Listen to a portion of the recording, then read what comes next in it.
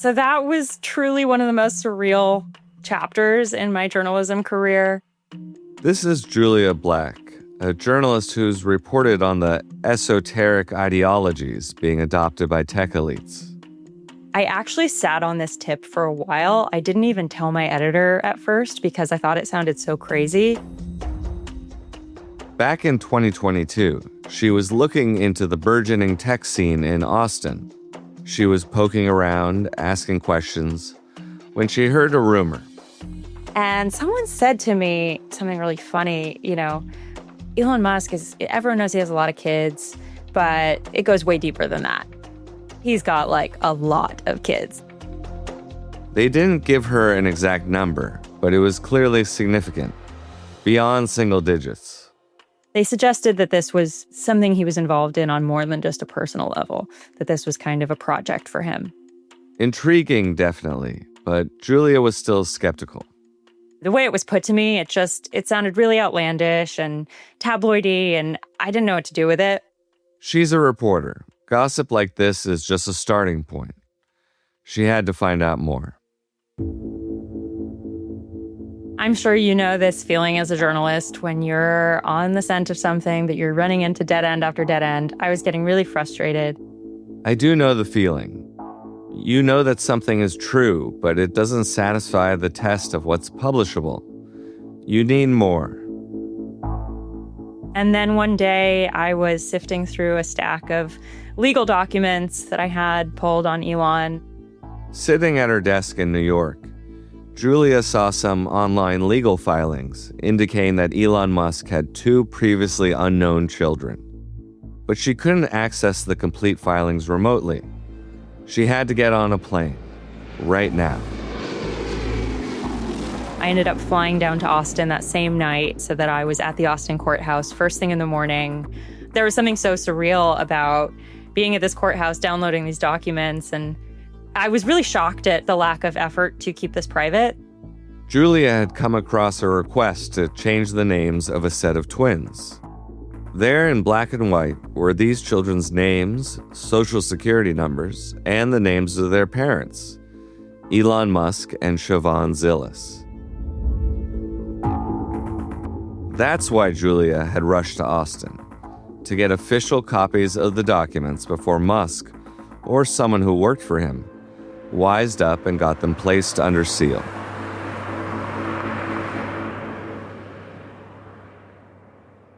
Siobhan Zillis is an executive at Neuralink, Elon Musk's brain-computer interface company. Born and raised in Ontario, she moved to the U.S. for college, and to play ice hockey, naturally.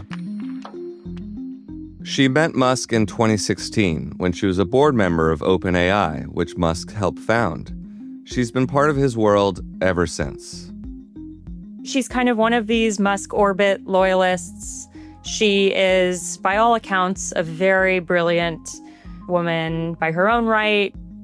But there hadn't been any reporting that the two were dating, much less that they'd had twins together. I, of course, immediately called Elon Musk and Siobhan Zillis for comment. She didn't get through to Musk, but the message seemed to have been received. The files about Musk and Zillis' children were quickly sealed. But Julia already had the documents. She did eventually get through to Siobhan. She picked up and, understandably was not happy to hear from me. She hung up on me pretty quickly.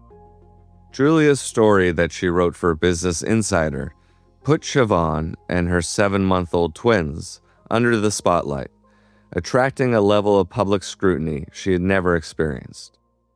On a personal level, Julia understood her reaction completely. I really wanted to avoid this being some tabloid story. I did, frankly, have some moral deliberation about doing this story. I had to decide for myself that this was really important for the public to know about.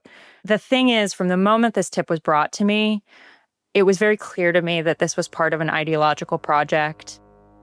As Julia made clear, this wasn't just a celebrity story. And it would break at a time when Musk was not only the richest man in the world, but also in the midst of acquiring Twitter and moving more firmly into the political arena. And it would help change the public's understanding about Musk's obsessive desire to have a legion of children. This is so much bigger than just the births of a couple of children and some tabloid story.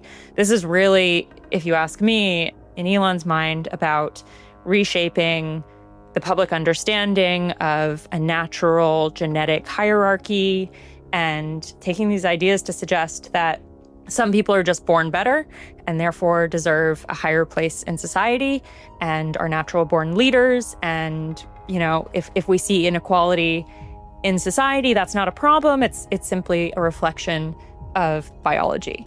So this stuff goes pretty deep.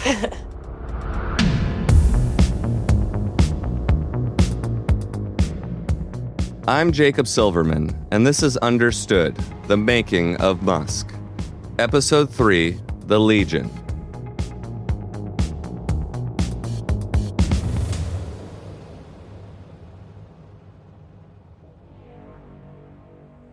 Last episode, we learned about the technocracy movement and the larger-than-life story of one of its leaders, the political radical Joshua Haldeman, and the example he set for his grandson, Elon Musk. But what about Musk's own attempts at legacy building, such as his many, many children? He calls them his legion, as if they were a Roman military unit. And in a sense, that's what they are. Another way to conquer this world and whatever others he ends up visiting.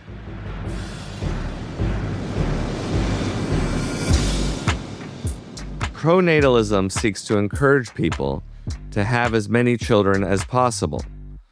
Sometimes policy inducements, baby bonuses, or subsidized childcare are part of the picture. But increasingly, Western pronatalism seems accompanied by a troubling belief in one's innate superiority. Silicon Valley's pronatalists are driven to have a lot of kids because they think the world needs more people like them, as many as possible. This flavor of pronatalism has landed firmly on the political right's agenda over the last 5 years, finding proponents beyond tech elites in Silicon Valley. From MAGA leaders like J.D. Vance to so-called trad wives on Instagram. Yet with 14 known children by 4 different mothers, Elon Musk is still perhaps its most visible spokesperson. I really want to emphasize that it's important to have children and to create the new generation. And as simple as it sounds, if people do not have children, there is no new generation. So, this was Musk speaking in December 2023 at a political festival for right-wing Italian politician Giorgia Meloni. But the roots of his obsession go back much further. Of course, Musk grew up under an apartheid system that obsessed about the size of the black population and declining numbers among its white citizens. But in 2002, the tech elite embraced a new version of this fear, formulated by the AI theorist Nick Bostrom. He published a paper called Existential Risks that became a foundational text for long-termism, which is this idea that we have an ethical responsibility to think about the very long-term future of the human race. And one of the existential risks he brings up is something he called dysgenics. If only, quote-unquote, intellectually inferior individuals were to have children, eventually the collective IQ of the human race would go down, and that would be bad for human civilization. This is a great fear among pronatalists, that the wrong people, by their definition, are having lots of kids. In the early 2000s, this was a rather niche idea, and a potentially sinister one too. You might already be detecting echoes of Nazi eugenics and other racial supremacist movements. But dysgenics found a surprising vehicle to reach a mass audience. Most science fiction of the day predicted a future that was more civilized and more intelligent. But as time went on, things seemed to be heading in the opposite direction, a dumbing down. In 2006, Mike Judge, the creator of films and shows like Office Space, Beavis and Butthead, and Silicon Valley, released a comedy called Idiocracy. How did this happen? Evolution does not necessarily reward intelligence. With no natural predators to thin the herd, it began to simply reward those who reproduced the most and left the intelligent to become an endangered species. Having kids is... Idiocracy seemed to dramatize the pronatalist's worst fears. The film imagined a world where America's cognitive elites had been outbred by the unintelligent rabble. The result was a great dumbing down, as people became, well, idiots. Society became practically dysfunctional, governed by a wrestler turned politician, and overrun by garbage. The movie's hero is a guy who would be completely average at the beginning of the 21st century. But in this world, his basic common sense ends up saving the day. Okay, wait a minute. I'm the smartest guy in the world? Says who? The IQ test you took in prison. You got the highest score in history. Brought to you by Carl. Idiocracy was a box office bomb, but its bleak satirical vision of a very, very dumb future, saved by one ordinary man, gained a cult following over time. It also gained an unlikely champion in the world's richest man. He's kind of obsessed with this film. Musk has tweeted about Idiocracy repeatedly. In June 2022, he first shared the opening scene and said, quote, "When I ask my friends why they're not yet having kids, very few are, it sounds exactly like the movie." For Musk, Idiocracy was practically a documentary from the future, a future he was determined to prevent from happening.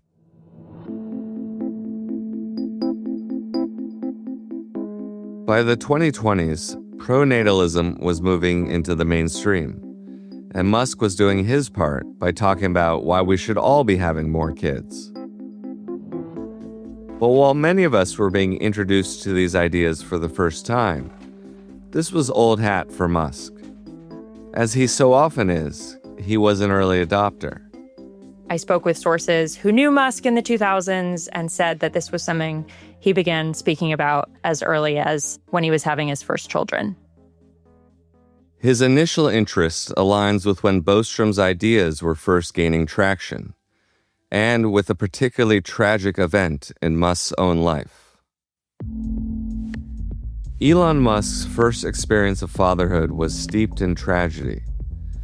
On May 18, 2002, Nevada Musk, the first son of Elon and Justine Musk, was born. 10 days later, Nevada died of SIDS, or sudden infant death syndrome. It was 20 years before Elon Musk spoke publicly about his first child's death. In November 2022, a month after he had acquired Twitter in a $44 billion deal, Musk began fielding questions asking whether he would reinstate the account of Alex Jones, the popular right-wing broadcaster and conspiracy theorist who had spread the lie that the Sandy Hook school massacre was a hoax. The parents of the 20 children murdered at Sandy Hook became subject to mass harassment campaigns and later sued Jones, earning a $1 billion judgment. Musk was unequivocal that his free speech agenda didn't extend to people lying about the deaths of children. Musk wrote in a tweet, quote, "My firstborn child died in my arms. I felt his last heartbeat. I have no mercy for anyone who would use the deaths of children for gain, politics, or fame." It was an unusually poignant, emotionally sincere remark from Musk. But Justine Wilson, Musk's first wife and Nevada's mother, had a different recollection. Wilson's post read in part, quote, "Not that it matters to anyone except me, because it is one of the most sacred and defining moments of my life, but I was the one who was holding him." Musk didn't respond to Justine's tweet. The next year, he reinstated Alex Jones's account.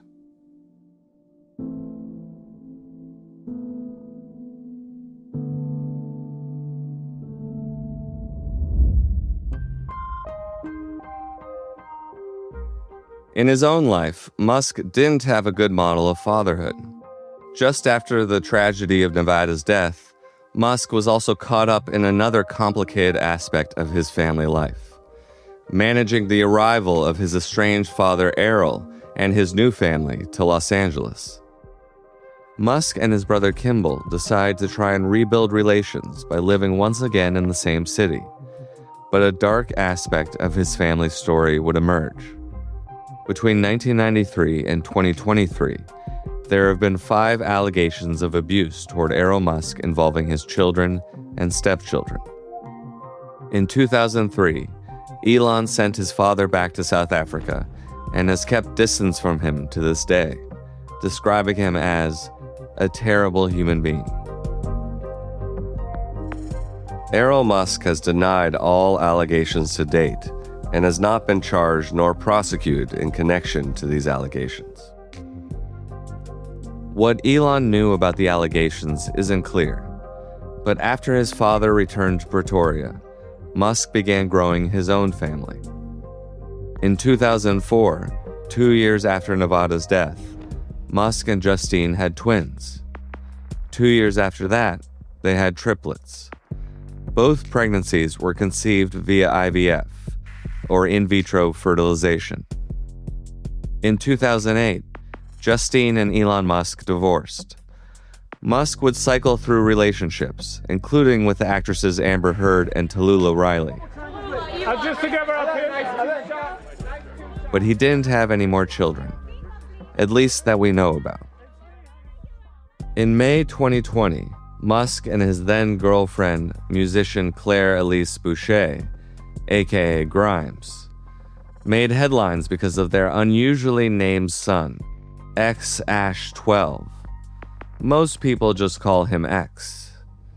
That's the young boy you may have seen riding Musk's shoulders during his Mar-a-Lago and White House visits. This is X, and he's a great guy, high IQ. He's a high IQ. In 2021, Musk and Grimes had another child via surrogate. And here's where things get particularly interesting. In 2021, when Grimes was pregnant, Siobhan Zillis was also pregnant, with the twins whose existence Julia revealed in her article. At the time, Grimes, who had socialized with Zillis and occasionally tried to set her up on dates, didn't know that. Grimes learned about Zillis's kids with Musk the way most people did, from Julia Black's article. In 2022, Grimes and Musk were having another child, this time via surrogate. Grimes was visiting the surrogate in a hospital. Zillis was in the same hospital, being treated for complications for another IVF pregnancy. Grimes and Zillis didn't know that they were both having children again with Musk, much less that they were in the same hospital on the same day. Zillis and Musk now have 4 children together, while Grimes has been in a prolonged and occasionally public legal battle with Musk over their 3 children. But Musk has continued reproducing. In 2024, a right-wing influencer named Ashley St. Clair announced that she had had a child with Musk, whom he refused to acknowledge. That makes 14 known children. Almost all of them are boys.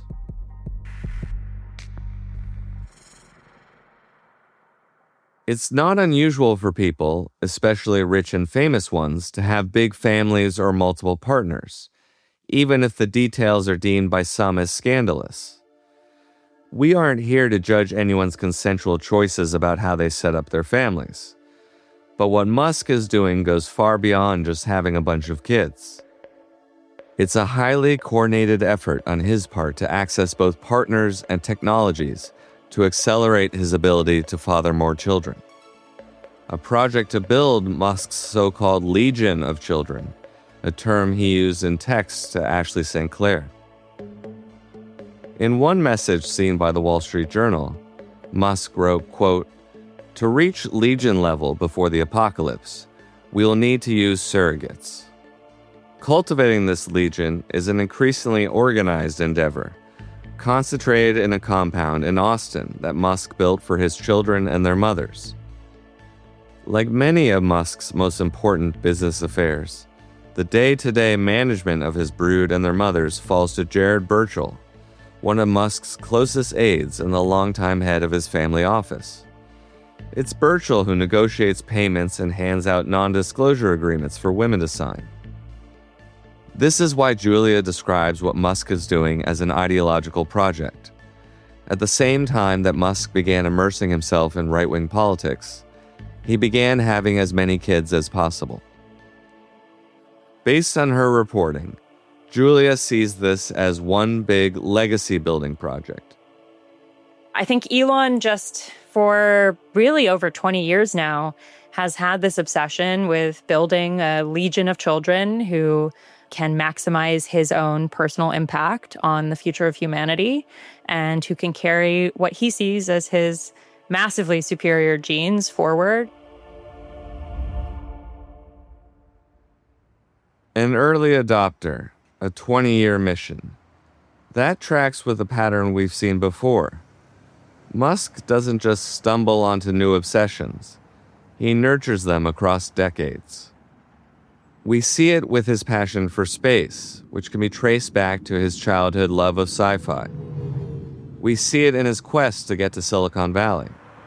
And we see it here in his pronatalism, a seed planted early, growing up in a white segregated society that encouraged good breeding among its white population. It's kind of this narcissistic idea that one man can reshape the future of the human race by having lots of kids.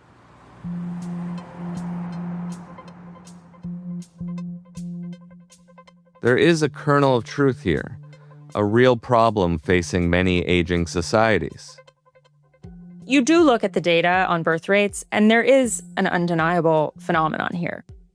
In a number of countries, mostly prosperous Western ones, birth rates have declined below 2.1. That is below the point where the population is no longer reproducing itself. A population is supposed to have more young people than old people so that those young people can take care of the old people. And we are approaching a world where those dynamics shift and the elderly are going to become a burden on society. This leads to a potential cascade of social and economic problems. Fewer workers, a smaller tax base, higher health costs, not enough caretakers for the elderly. It's a very real concern that also speaks to underlying issues about the cost of living and why people aren't having more children. These are all questions that I think are worth talking about. That said, the way that this has intersected with the immigration debate has been pretty alarming to see, probably first and foremost because I think the best solution to what I do think is a problem is going to be immigration. More immigration. That's not something that appeals to many pronatalists, and it's certainly not something that appeals to Elon Musk, at least for certain kinds of immigrants. For years, Musk has positioned himself as a supporter of legal immigration, particularly for the highly skilled. Even in December 2024, he was defending H-1B visas, saying America needed super-motivated engineers from abroad.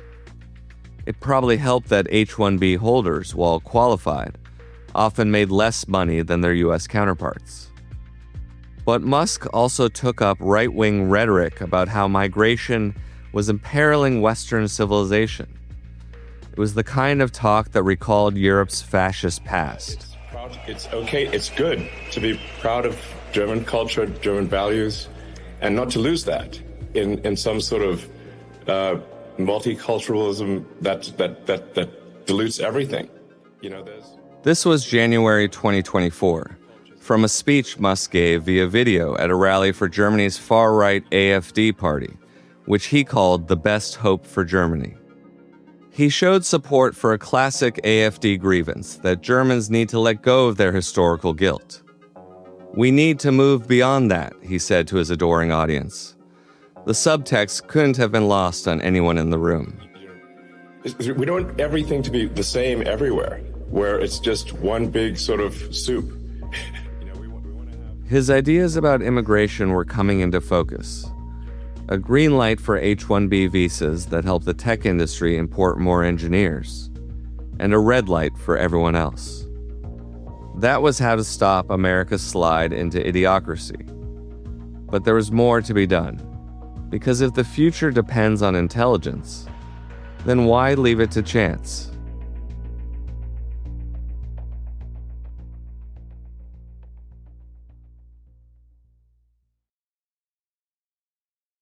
We've entered like a whole new era of genetic optimization, as they call it. If the right people need to be having lots of kids, then those kids should be as healthy and smart as possible. In tech parlance, they should be optimized. This enthusiastic embrace of reproductive technologies extends further into enhanced embryo screening. Elon Musk has used a company called Orchid to select the embryos of some of his more recent children. IVF is just one step in the optimization of reproduction. Services like Orchid go further. Publicly, this company says that it can do a variety of genetic tests for, things like schizophrenia or breast cancer risk or things that are more, let's say, less controversial.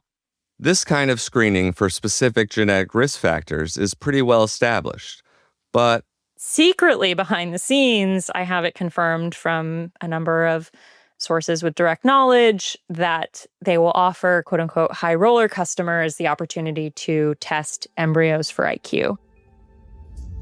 Noor Siddiqui, founder and CEO of Orchid and Orchid Biosciences Incorporated, was contacted but did not respond to our request for comment. For a techno-optimist like Musk, this is an incredible advancement, the promise of a utopian future, all children healthy, smart, and optimized. But is that really what's on offer? So that's for a number of reasons, a very controversial technology. For starters, some geneticists would argue that we don't understand IQ well enough to select an embryo for intellectual superiority based on an embryo's DNA. It's one thing to ask whether this technology works at all. But even attempting to do this kind of testing introduces profound ethical and social concerns. Where Musk sees a utopia, others see a warning. Let's say this technology actually works, which again is kind of an open question. If you have this elite, super wealthy subset of people who are able to do it, who are able to make sure that their children never have any diseases and allegedly have superior IQs and any number of things, what does that do for inequality? Will it be like in the film Gattaca, where testing like this has hardened social stratification to the point where your path, your potential, is fixed from the moment you're born? What does it mean for a billionaire to believe that his children are intellectually superior, are worthy of, better lives and more power than anyone else because he's got the paperwork to prove it? And what does it mean for the kids themselves? Do they grow up believing that they're the best? Believing some people, like them, were just born better? Beyond their superior education and resources and network, they were literally engineered to excel. If that makes for an unequal society, one that has echoes in the segregated worldview of racist colonial South Africa, well, that's just biology. I really, really wonder what this generation of children who were selected from these embryos are going to feel in 20 years.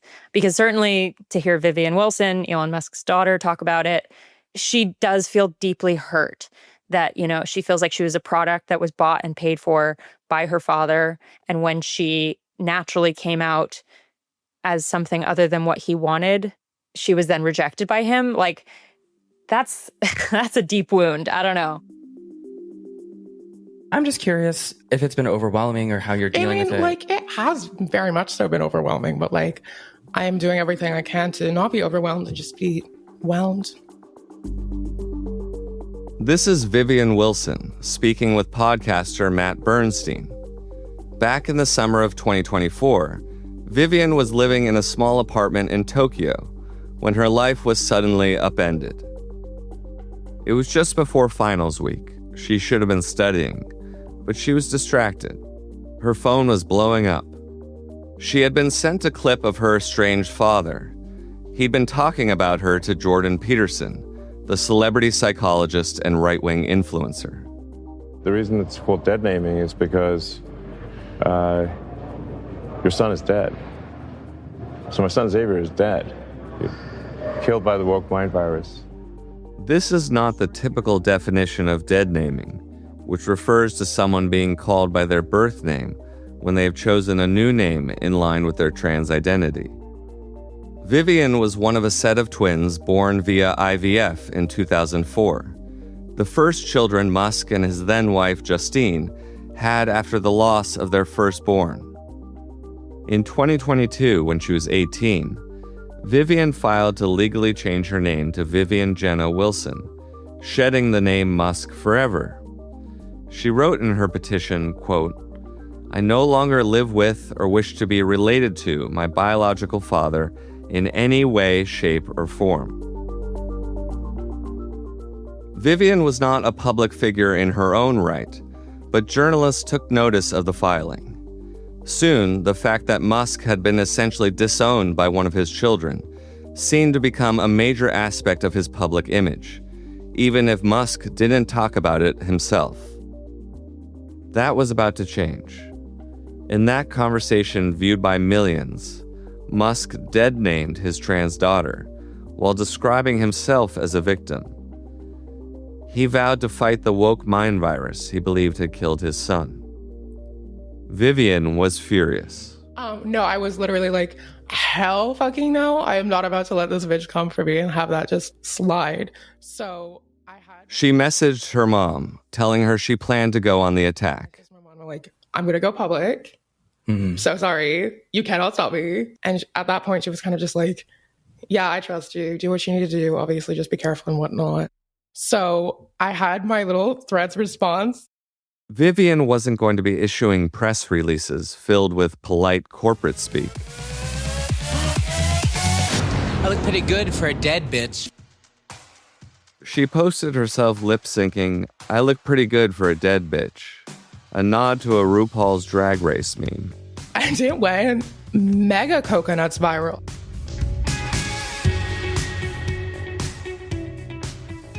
Unlike her father, who passed off old Reddit memes as his own, Vivian had a lightness, a humor, a native fluency in internet speak that felt authentic and deeply sympathetic.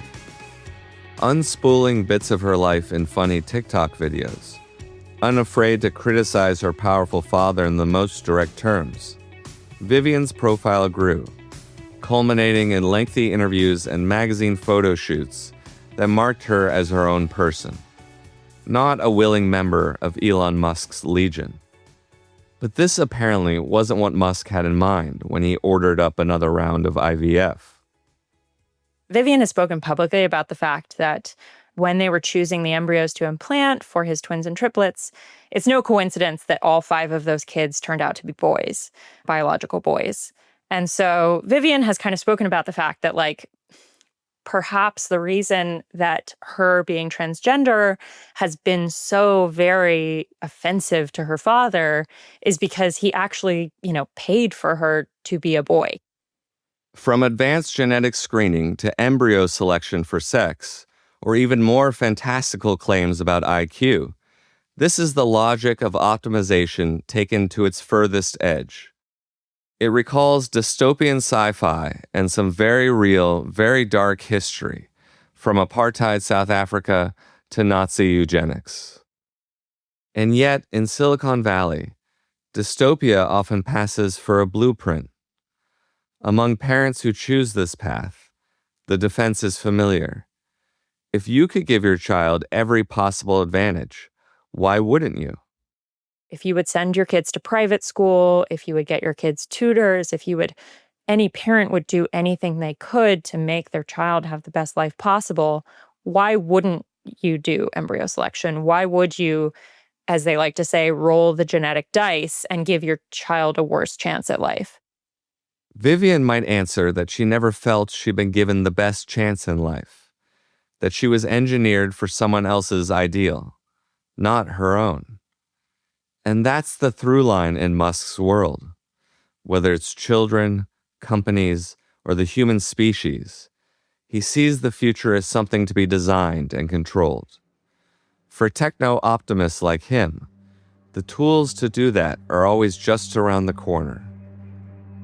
It's a philosophy that echoes the technocracy movement his grandfather once championed.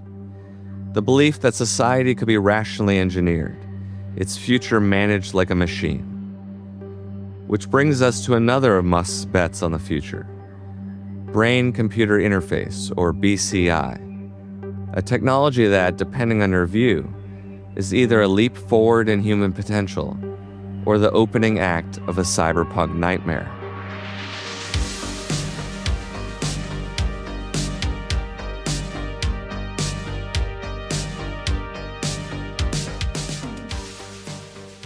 A little over a year ago, my buddy called me up, just randomly drunk on a Wednesday at 11 a.m.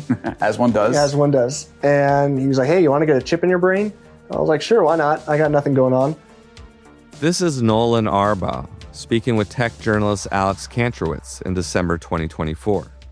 When Nolan was 22, he was paralyzed from the neck down after a freak swimming accident. After 7 years spent adjusting to his new life, an opportunity came knocking. Well, ringing via his buddy Greg. He'd seen online that Neuralink, the Musk company where Siobhan Zillis is director of special projects, was looking for a participant for their first human trial. And Nolan wanted in. Your friend calls you and says, Elon Musk wants to put a chip in your brain, and you said, yep. Yeah, I mean, why not? Like the dude's done so many amazing things. After a rigorous selection process, he found himself undergoing the experimental surgery in January 2024. He remembers waking up from the anesthesia, everyone still unsure if the procedure had worked, to a visitor. And I don't remember much, but what I do remember very vividly is how cool his bomber jacket was. It was a sweet bomber jacket. The whole time in my mind, I was like, don't talk about the bomber jacket. Don't talk about the bomber jacket. Because I didn't want to seem like... Musk was there the day of the surgery, making him one of the first people to see Nolan after this groundbreaking operation. The visit was brief but memorable, even in Nolan's post-surgery fog. Later that day, the Neuralink team would begin tests to see if the device was working as they'd hoped. 2 months later, the world would really see what he could do. And I remember watching it and just absolutely, my mind was blown. It was almost stunning. This is Divija Mehta, an ethicist working on emerging technologies like brain-computer interfaces. She remembers seeing that video which shared Nolan's new powers with the world. I love playing chess, and so this is one of the things that y'all have enabled me to do, something that I wasn't able to really do much the last few years, especially not like this. I had to use like a mouse stick and stuff, but now it's all being done with my brain. The video shared by Neuralink on X shows Nolan's laptop screen, a game of chess loaded up, the cursor flying about freely. Y'all can see the cursor moving around the screen. That's all me, y'all. It's pretty cool, huh? Actually, can you pause the song just for the audio coming through? And that was also done with your brain? Yep. It's all brain power up there. I spoke to Divija to try to understand what was happening inside Nolan's head. So what happens is when a user imagines something, this area is going to light up and the BCI is going to pick up on these patterns. Imagination is what makes the whole thing work. That and experimental neurosurgery. So in Neuralink's case, they're using thousands of electrodes which are implanted in the patient's brain, normally in the motor cortex area. Neuralink has even invented a robot to implant these incredibly fine electrodes more accurately. Once implanted, the device connects brain activity to the interface, translating those patterns into action. The tech has developed quickly. In 2021, Neuralink was letting a monkey play Pong. By 2024, they were in human trials. Nolan became the company's most public success story. Neuralink's brain-computer interface holds huge promise, offering new possibilities for people like Nolan, who is paralyzed from the neck down. Things change a lot because now they're, in touch with the world. They can do a lot more with their computers. They can text people, they can talk to people. Play video games, reconnect with the world. Nolan describes how it turned him into a social butterfly. It's given me a lot of hope. Like, I might be able to get a job. I might be able to go to school. And in the near future, BCIs could also let people control advanced prosthetics. It's not clear to me if I will get a robot arm. I have some really fun plans if they do give it to me. Nolan is ready for his cyborg future. And like Nolan, for Musk, this is just the start. Do you think that it's likely that we will merge somehow or another with this sort of technology and it'll augment what we are now? Or do you think it will replace us? This is Joe Rogan talking to Elon Musk in 2018. As America's preeminent bro, Rogan and his immensely popular show have been important for building the cult of Musk. Their dorm room-style conversations are listened to by tens of millions of people. Well, the merge scenario with AI is the one that seems like probably the best. Like for us. Yes. Like if you can't beat it, join it. That's... Once an outspoken AI alarmist, Musk has already founded Neuralink by this point. He had skin in the game. His mind was changing. From a long-term existential standpoint, that's like the purpose of Neuralink, is to create a high bandwidth interface to the brain such that we can be symbiotic with AI. Because we have a bandwidth problem. You just can't communicate through your fingers. It's too slow. Neuralink was created with these grander ambitions in mind, of a general use BCI, one where human and machine and AI become one. While solving our pesky bandwidth problem, this picture of a cyberpunk future comes with some hefty technological and ethical concerns. First, there's a big question of control. Remember, BCIs work on imagination. And I don't know about you, but I imagine things all the time I don't want to act on. It's a simple example, but reveals the layers of review that need to be considered as this next era approaches. Another issue is, again, when one uses BCI, all of their neural data is collected. And what about privacy of thought?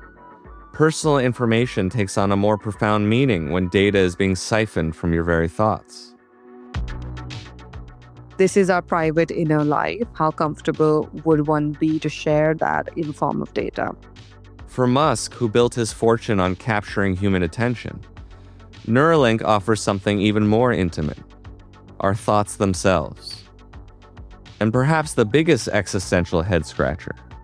I think the question of self-identity comes here, When we merge mind and machine, the traditional borders of the self dissipate. Like the ship of Theseus, if you replace every part of the boat during its journey, does it remain the same ship? The same question applies to humans when it comes to a future that imagines such high-level integration. Where do I stop and the machine begins? For Dvija, these risks don't outweigh the promise. I'm very pro BCI. I think I love what technology is able to offer to people who really need it. When it comes to cyberpunk future, again, I think it would be so cool, but I think the best way to do it is to do it responsibly. It's an exciting prospect, but despite Davija's optimism, I can't help having some questions and doubts. Are the people building this future, people like Musk, thinking as carefully as Davija about its ethical limits? Do they care about doing this responsibly? It's important to say Neuralink's story isn't one of unalloyed triumph. The company has been accused of killing thousands of animals during testing. Nolan Arbaugh himself has faced setbacks, including some of the threads connecting to his implant withdrawing from his brain. There was a point where he thought he was going to lose the connectivity completely. And then there's the bigger picture, the nagging question. Who benefits from Musk building his idealized cyberpunk future? And who gets left behind? It sounds to me like something that could dangerously exacerbate the gap between the have and the have-nots. It's a trend that Julia sees all the time in her reporting.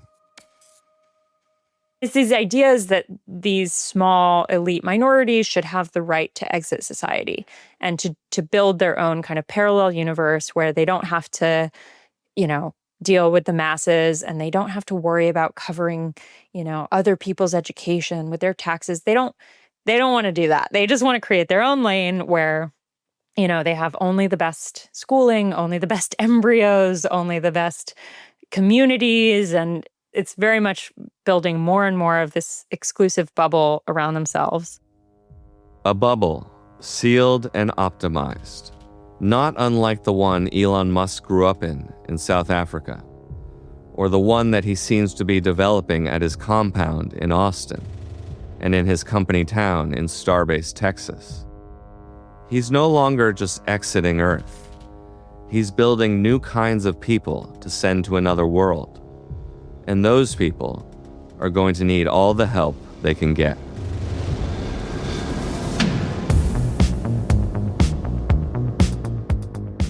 We were supposed to have a base on the moon. We were supposed to send people to Mars. And that stuff just didn't happen. We went backwards. This is perhaps the most important thing that will be done in this century. That is the expansion of humanity to become a multi-planet spacefaring species. Just to be absolutely clear, Mars is absolutely awful. Mars is a terrible, terrible place. I think this is bat guano crazy. You don't just land 1 million people on Mars like Normandy Beach.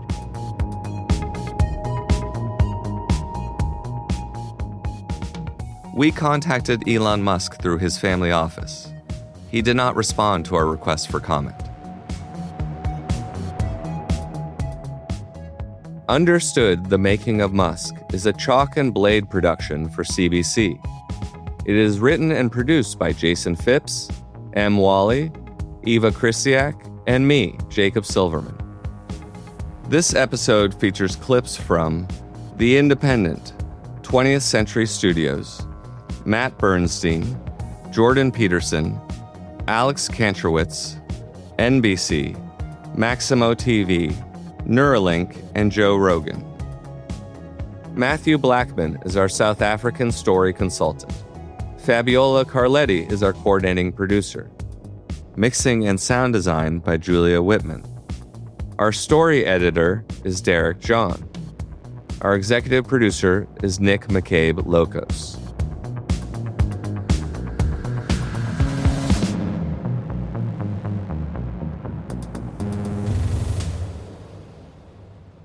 You can follow Understood on whatever app you're using to listen to me now. And check out my previous season, The Naked Emperor, a deep dive into fallen crypto king Sam Bankman-Fried.